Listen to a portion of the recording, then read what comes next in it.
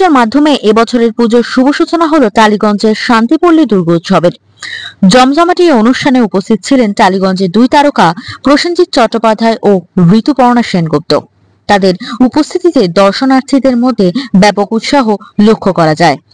ছিলেন জনপ্রিয় অভিনেত্রী দিতিপ্রিয়া, 89 নম্বর ওয়ার্ডের পৌরমাতা মমতা মজুমদার।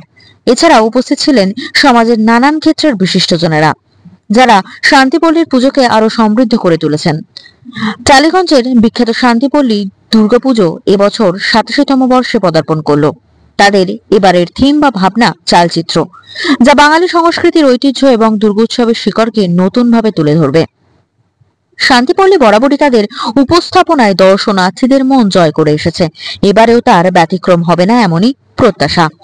তবে শুধু এদিন খুঁটি পুজো নয়, তাদের ক্লাবের পক্ষ থেকে উদ্বোধন করা হয়েছে একটি নিজস্ব অ্যাম্বুলেন্স ও নবরূপে সজ্জিত লাইব্রেরিও। আমি আসলে এখান থেকে যে 10 মিনিট থাকি, তো পাড়ার মধ্যে খুঁটি পুজোতে এসে আজকে আর পুজোর দিনগুলো স্টার্ট হয়ে গেছে, সব মিলিয়ে দুর্দান্ত। আমরাও খুব আনন্দিত।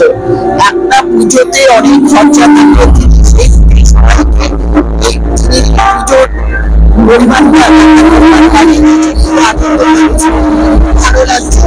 আর এই শিল্পী, ডেকোরেটর, লাইটিং, এই 5টা দিন পুজো যারা কাজ করছে তাদের কত খরচা,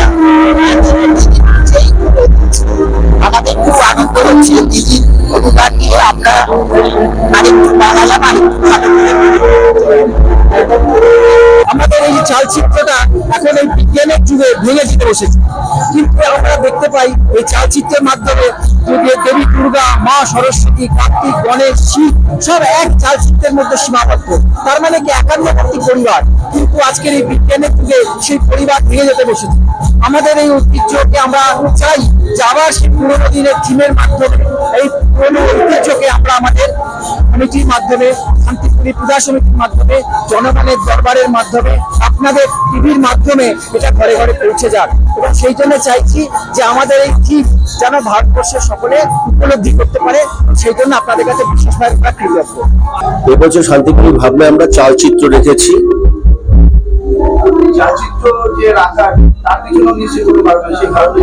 চালচিত্র রাখার মূল কারণ যেটা, চালচিত্রটা বহু পুরনো ভাষা। এই চালচিত্রের মাধ্যমে আগে দুর্গামাকে আমরা দেখতে পেতাম। এখন এই নতুন ভাবনার দিক থেকে এই পুরনো ভাবনাগুলো চলে যাচ্ছে, সেই পুরনো ভাবনাকে তুলে আনাই আমাদের মূল উদ্দেশ্য। আজকের দিনটা খুব ঐতিহাসিক, তার কারণ হচ্ছে প্রত্যেক বছরই খুঁটি পুজো হয়। খুঁটি পুজোর সঙ্গে আমাদের অনেক দিনের অপেক্ষার আমাদের আজকে লাইব্রেরি কাম ক্লাব উদ্বোধন। আরো থার্ড ফ্যাক্টর হচ্ছে আমাদের এই বছরের, যেটা মানুষের সেবার জন্য আমাদের অ্যাম্বুলেন্সের উদ্বোধন।